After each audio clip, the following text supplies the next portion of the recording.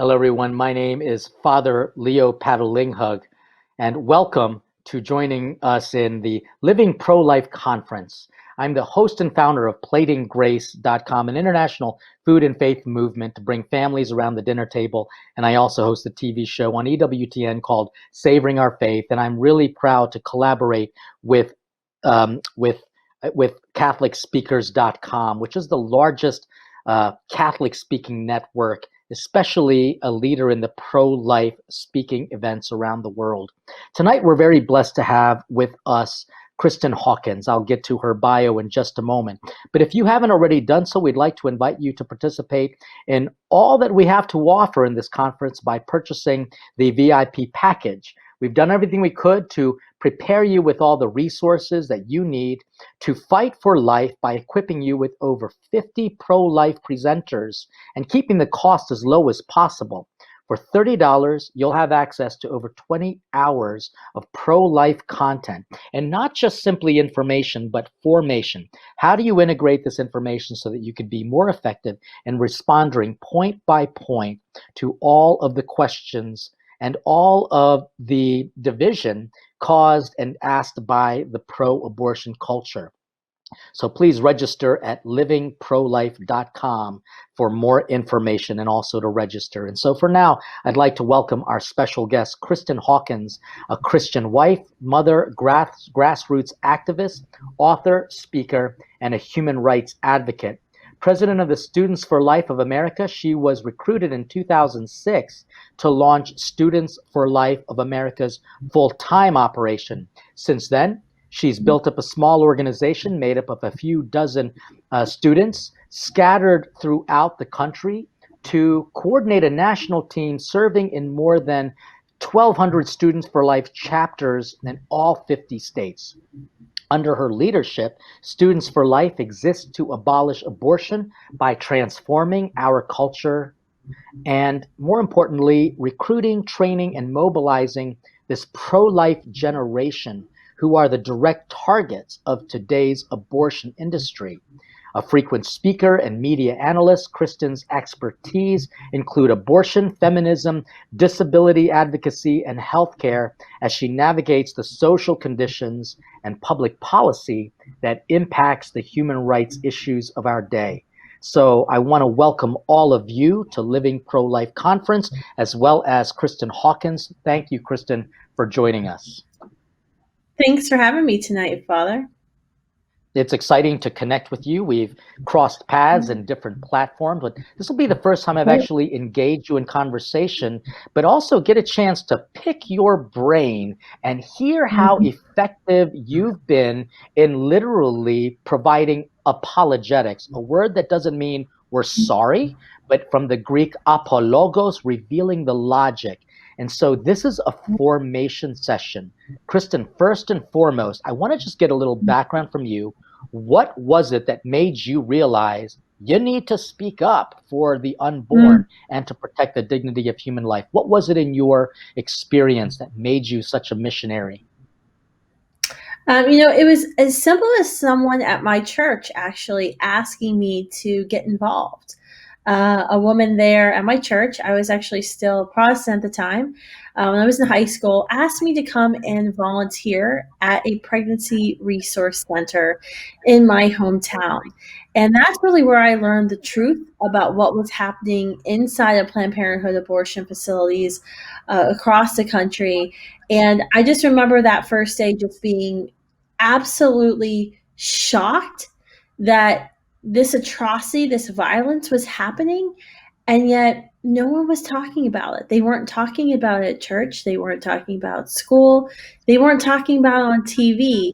And I just knew I had to speak out. I had to tell people the truth about what was happening behind the closed doors at the abortion facilities. And in fact, to be honest with you, Father Leo, that's why I think, abortion has been permitted in our country for so long, is because it happens behind closed doors. We use terms like choice and reproductive rights and other vernacular to kind of hide what we're really discussing, which is the ending of a precious human baby boy, baby girl made in the image of God. Yeah, it's actually pure evil that we would actually use language to Correct. cover up the lies. But to the Mhm. point, again, this is a formation session. Somebody Mhm. invited you. So if you're listening, you need to actually speak to someone, even if they're not Catholic, and invite Mhm. them to get involved. That's number one. Number two, you need to show Mhm. them the hard truth. Now, are there organizations right now that young people can actually volunteer and get involved so that they can have experiences similar to yours? And if so, how do we find them? What's your thoughts on that? Well, you can go to studentsforlife.org and you can sign up. That's exactly what we do at Students for Life of America.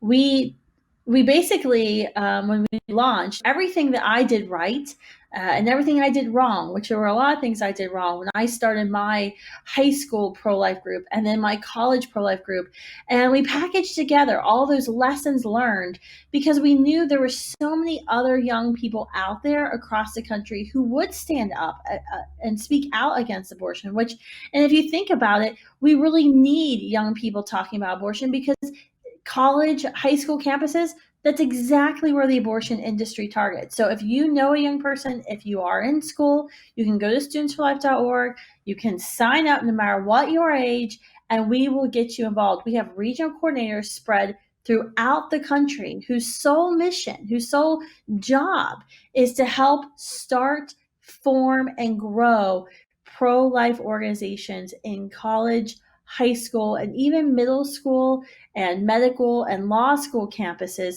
to speak truth about abortion to those most directly targeted by the abortion industry, but also to transform the campuses into a place where no woman who is who finds herself in unplanned crisis pregnancy ever again feels like she has no other choice than to make a decision to choose either herself, her education, or the life of her child.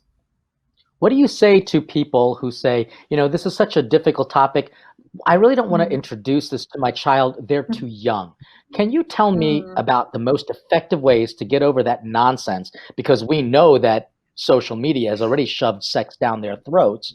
How can you Yeah. address parents? And then what are the most effective ways to do age appropriate teaching and formation on the dignity of human life? Well, I think it depends on your child, right? I have four children, and each of my children, they range from 12 to 5, know what abortion is, but they've only been told what it is they need to know. And it's been explained to them in a way that will make sense for them. Obviously, my son, who's my 12-year-old, he knows a little bit more than his 6-year-old or almost 6-year-old sister.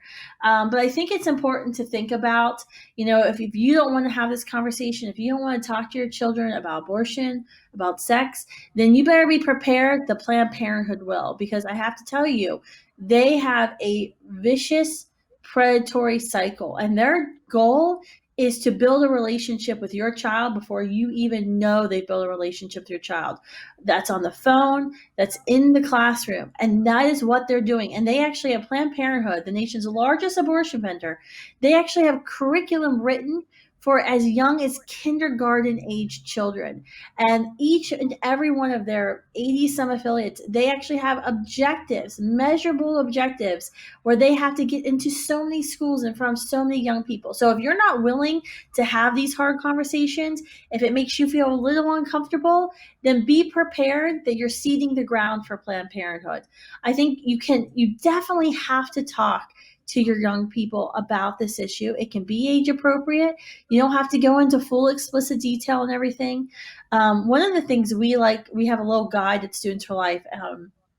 How to keep your kid pro-life, because this is something I see when I go to Catholic conferences, Christian conferences, across the country. It doesn't matter, Protestant, Catholic, every parent or grandparent wants to come up to me and tell me a story about what their child just came home from school saying. And I think a lot of the problems we're seeing um, is this moral relativism. And that's why I always tell parents, I think the first thing we need to be telling our kids is that there is right and there is wrong. And not everything is relative. That's a very important lesson, because when they get to school, that is not what they're going to hear. So let me just ask on a very practical level, because thank you for the encouragement and the admonishing that parents need to actually take full responsibility. You are, by church definition, the primary educators of your faith. And if you relegate the moral issues to schools, they are already manipulated by the evils of the abortion industry, and they're lying to your children, and you're allowing that to happen. But Kristan, as a mom and also as an evangelist and as a debater, but what would you say would be the age appropriate thing to say, talk to your 6-year-old? What are the techniques that you're using to talk to your Mhm. 6-year-old? And then I'd like to hear the same thing about a 13-year-older. So 6 to 13, and I Mm. know that they're always going to be different, but just give me some Yeah. advice so that we can share it with people. Well, it's a little bit easier for me, I think, sometimes to talk to my kids about what I do because they see me going on TV, they see me leaving home to get on an airplane, and I started off by saying, mom leaves you, and I leave you guys at home with dad so I can go save babies. My job is I try to save babies. That's the very basic conversation that I have when they're very little. Um, and then they ask, naturally, they begin to ask, well, why? Why do you have to save babies? What's happening to the babies? And I tell them, I say, some mommies don't know when they're pregnant and they have babies in their tummy that that they have a baby in their tummy. And there's some people who tell the mommies that their baby doesn't matter and that the baby's really not a baby and it's okay to have what's called an abortion. An abortion is taking the baby out of the mommy's tummy before the baby can survive and can't breathe, and it kills the baby. That's a very elementary way to kind of start that discussion on abortion.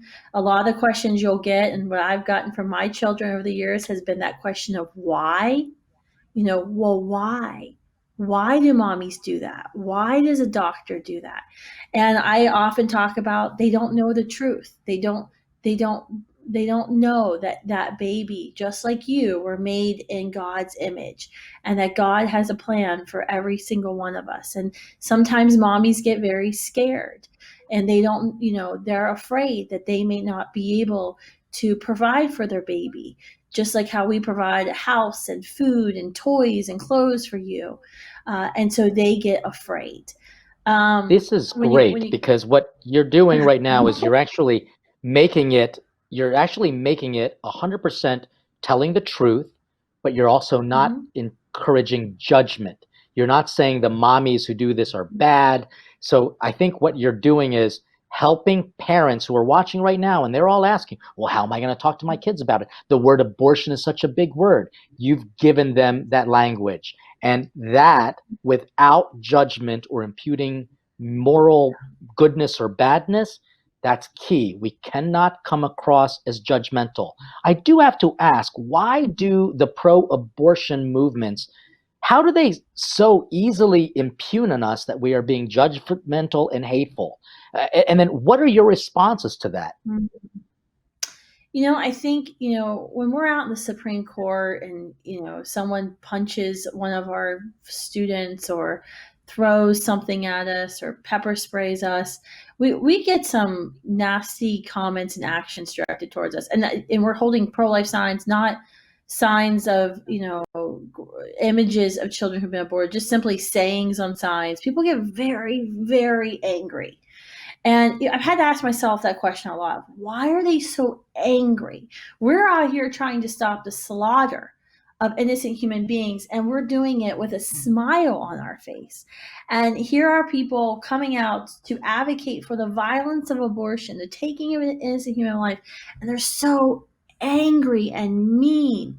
And I think, honestly, it comes down to fear, where we have so many people. I mean, we have millions of women in the United States who have fallen victim to the predatory lies of the abortion industry, who were in that moment of crisis, who were trying to kind of find their way out. And a friend said, oh, well, just choose an abortion, just have an abortion. It's easy. That's the responsible decision. And that decision was then, you know, seconded by the boyfriend or the parent or when she went into the abortion facility. But she always kind of knew in her heart of hearts, in that basic gut feeling, that what she was doing was wrong. And so she's hurting when she sees people advocate against abortion, even when you're not being judgmental, even when you're just saying, look, this is wrong, we'll help you, it comes across to her as being judgmental because she already has these feelings that what she did was wrong. She's afraid. She's fearful that if a law would be handed down that made abortion illegal, that said abortion is wrong, it would announce to the world that she was wrong in choosing an abortion. So it's hurt and it's fear, and that is why we see what we see uh, by the other side. And I think that's what helps gives me, it helps give all the students for life leaders that we equip and train across the country in all 1,250 chapters.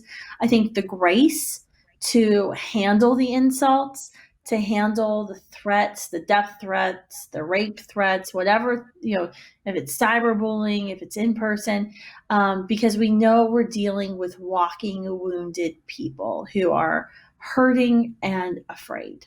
And That's fantastic. Yes, thank you for saying that, because we're providing formation for all of the listeners for this Living Pro-Life conference. It's not just about hating abortion. It's literally about understanding the people who are advocating for it. They are not your enemy. They are hurting. Right. They are ignorant, perhaps by their own admission, and certainly because pop culture has made them ignore science. But it also requires anyone who's trying to be a pro-life missionary to have very thick skin, but a very compassionate heart, and have the ability to listen and not take any of this stuff personally, because it's not personal. Because I've seen you actually in a lot of debates online, and people have accused you of horrific things. I wonder, how do you come back home and not just want to cry and, like, I don't know, eat a tub of ice cream just to get over the wound? Because I feel bad, but I know that you can do it, and you've always been able to decimate those ridiculous kind of insipid claims, which we're going to get to in like a quick fire. But how do you personally deal with all the hate that kind of comes to you? You know, I know the mission that God has called me to. You know, one, to spread His truth, His love, His hope, to get my children to heaven, and to abolish abortion, and that's the order. And so, I guess it doesn't really bother me when I face insults or threats or, you know, whatever. I actually know when I have protesters. You know, I was at Creighton University and I had a bunch of protesters right before COVID, and it was interesting because, you know, it's a Catholic school, but I really enjoyed it, and that was one of my most memorable tour stops that semester, because I knew I had caused the campus to talk about abortion. Abortion wins. The abortion industry wins because it thrives in darkness. When light enters a dark room, what happens? The darkness always flees. Darkness has no choice. And so anytime we can start the discussion on a campus, when I know I have protesters at a Catholic college, I know I've started that discussion. People are angry, they're writing letters to editor, they're getting into, I don't know, fights on social media about it. That's a good thing, because we want people talking about abortion. Because I don't care if you disagree with me, if I can get you talking about abortion, I can plant a seed in your mind, and that is what I'm attempting to do.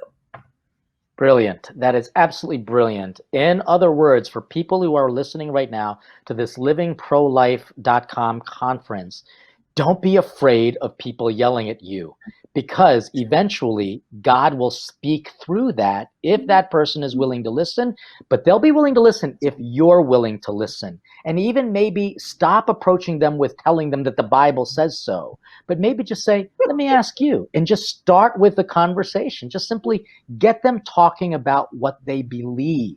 And from there, you develop some sort of opportunity to listen to each other. Now, here's another question for you, Kristan. When it comes to the work that you're doing and mobilizing college students, first of all, where are these kids coming from? Where are these college? I mean, are they all the good homeschooling kids? I mean, but are they just like Catholics only that go to church every Sunday?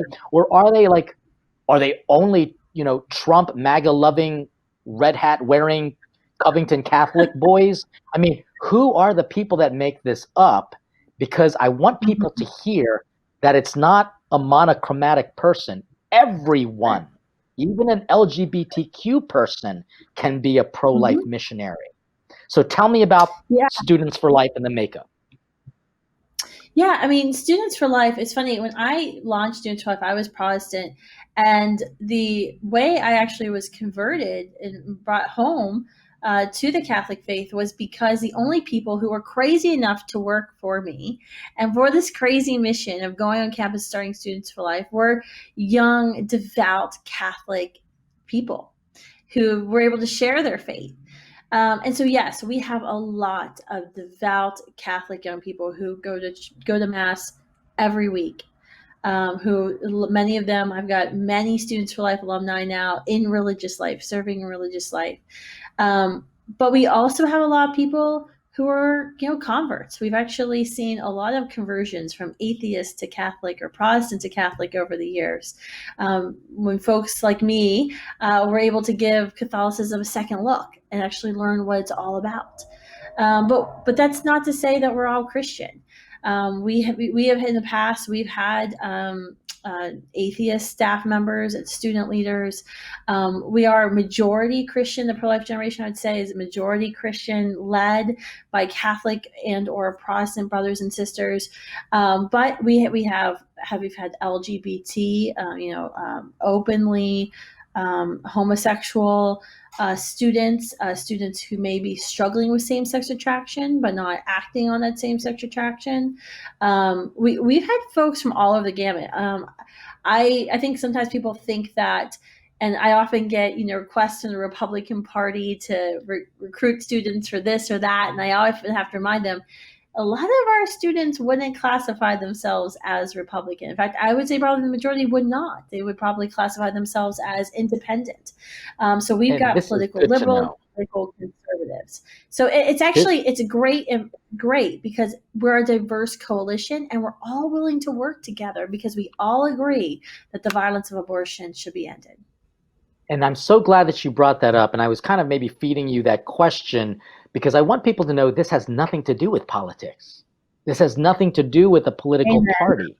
It has everything to do with a moral reality, a moral objective that is being discarded because of primarily fear and convenience. So what I want to do is some quick fire questions because I know that you'll be able to respond to it, but also knowing that there is a core that cannot be disputed, and that is life begins in the womb.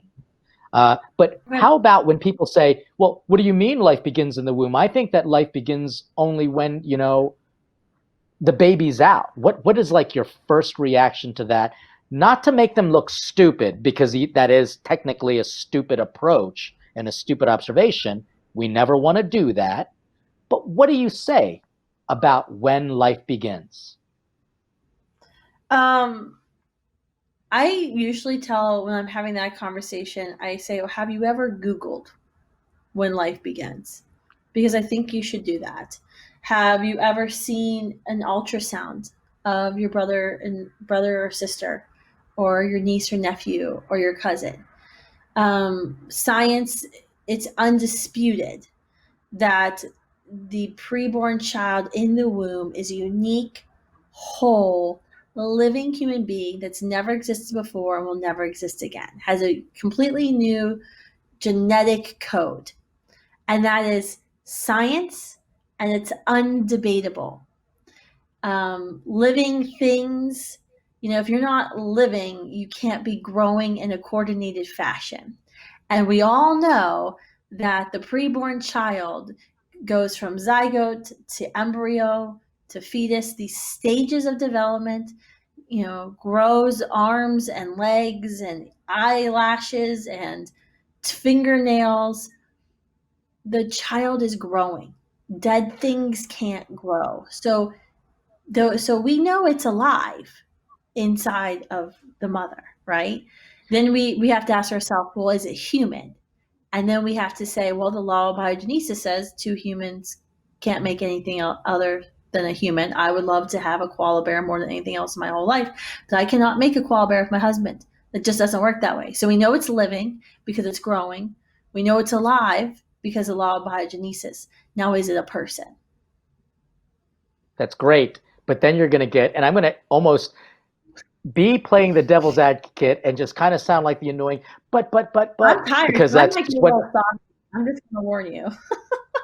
listen, and that sauciness is great. I'm with you on the sauciness because I'll make some amazing sauces at the same time, but they're going to come out, they're going to do that. They're always going to pester you and say, but like, what if you can't afford the baby, and what if the baby's not going to be able to grow up and have a good life because of that? Why would you force someone to have have a baby when they don't want it?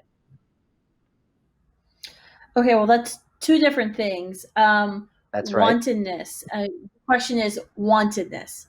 Does wantedness determine your value and whether or not you should live or die? If a mother wants her child, but then 2 months after her child is born loses her job and has no ability to pay for diapers or formula or daycare for her child, is she justified in ending the life of her child? Is there anyone who would say she's justified in ending her life of her child? I'll ask the person. They'll say, well, no, that's different.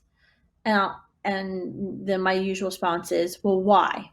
Why is it different? Why is this preposterous that I would propose this, that she would end the life of her 2-month-old child? Well, that's different because it's a person. Oh, so what you're arguing really is it's not about the wantedness of the child. Your argument is that the wantedness of the preborn child gets to be determined by the mother.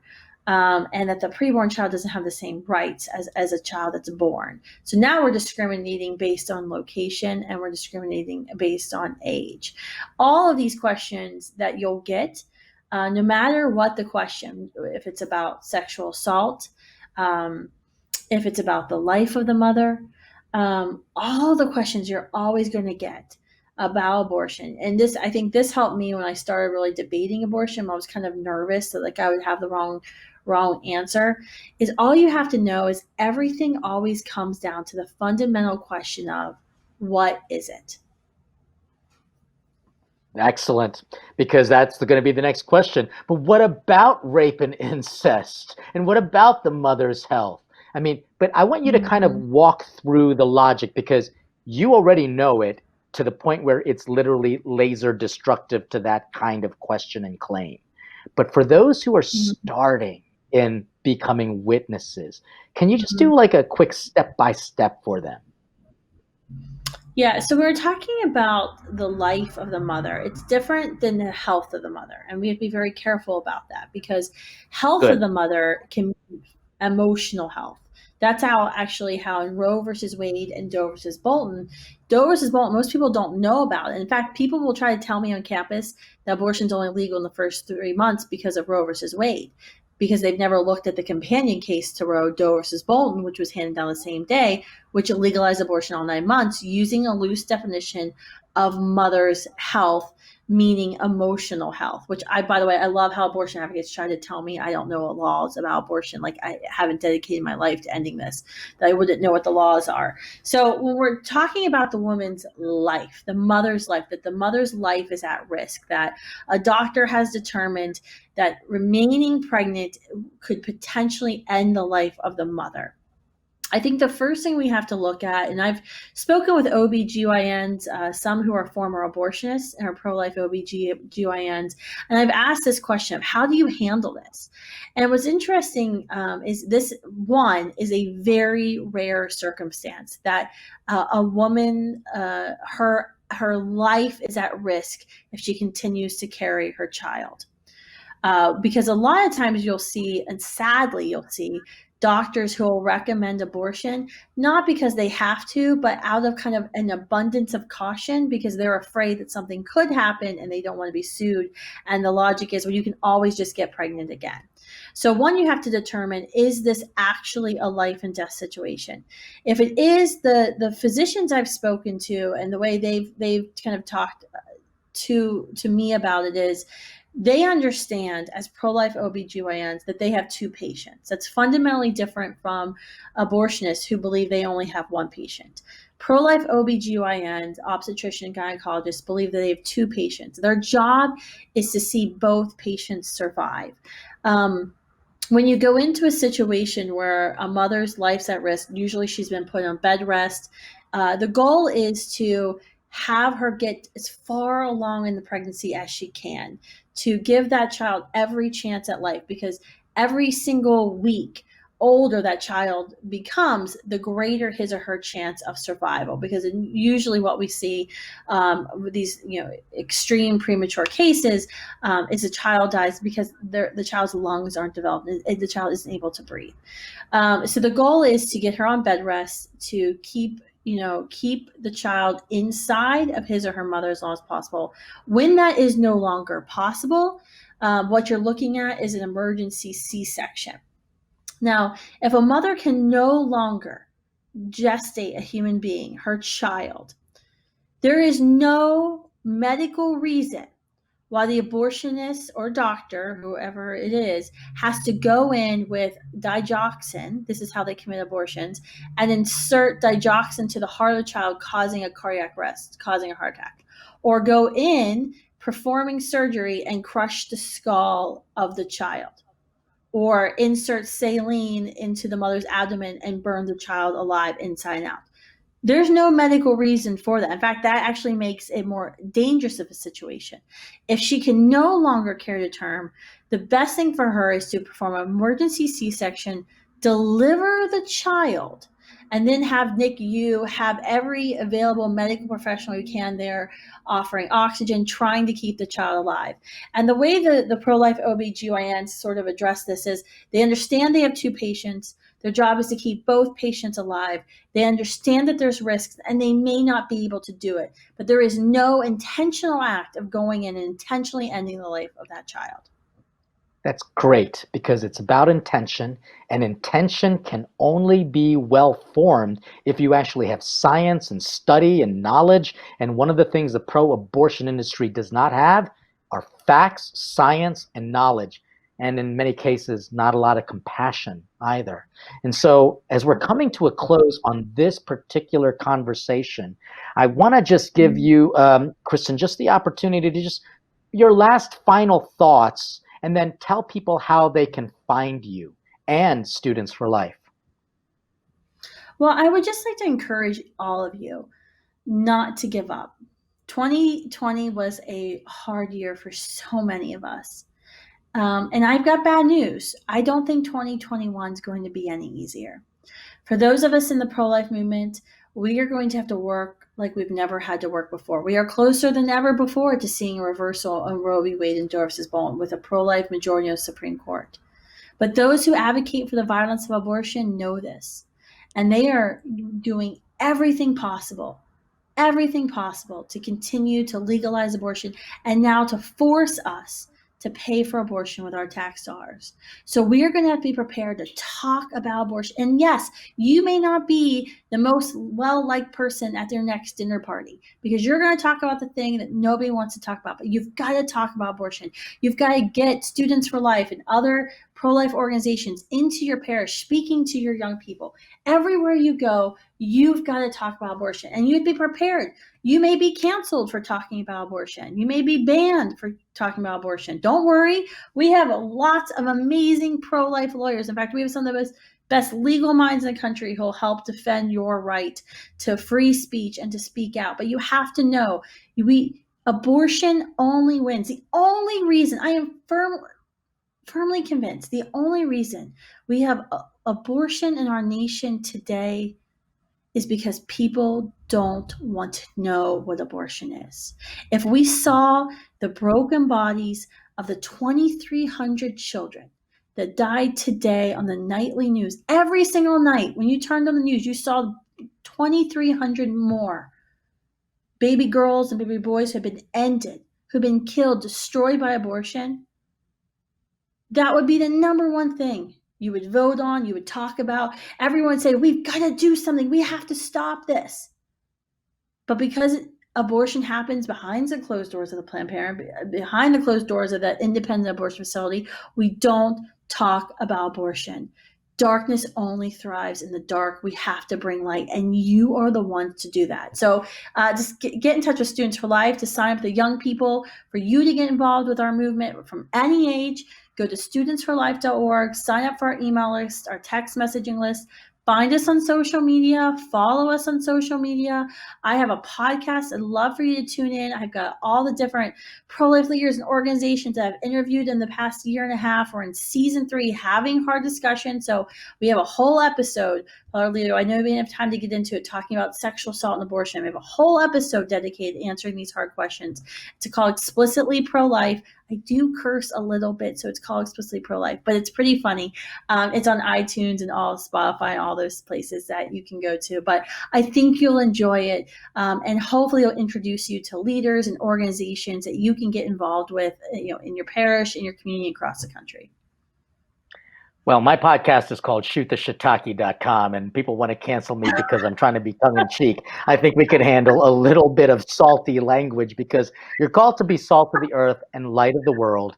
And Kristan, that's exactly what you have been for many people, especially in college campuses, because that's an age where people think they know, but they really don't. And we know that conversations lead to conversion. And John the Baptist is a great example who had a very hard time trying to bring voice to the Logos, the Word of God. And he got canceled. But guess what? He also is the reason why we have Jesus, because he was the precursor. And what we've got to do is to have that same John the Baptist zeal and fearlessness, and also maybe with a lot more of the information that Students for Life can provide. So, Kristan, I want to thank you once again for joining us. And please, ladies and gentlemen, make sure you visit her website, get the podcast, be informed. The more you hear the language, the more you're going to be able to repeat it with that same effect and zeal, because the devil doesn't want you to bring voice to God's word. And so I want to thank all of you watching and listening. We hope that this was a good conversation and an opportunity for you to be formed as a pro-life advocate. And once again, please remember that you are invited to be a missionary with us. So make sure that you log on to livingprolife.com, and with the VIP ticket, you'll get access to Kristan's presentation as well as 50 plus other presenters. But for now, again, I want to thank you for being a part of this conversation, to Kristan Hawkins for taking her time, and for all of those working in the background to make these conversations possible. Stay tuned for more conversations and livingprolife.com. For now, we ask God's blessings on Kristan, Students for Life, all of you watching, and may Almighty God always make you missionary disciples, proclaiming the good news in the name of the Father and of the Son and the Holy Spirit. Go forth and proclaim the good news by your life. Thanks be to God.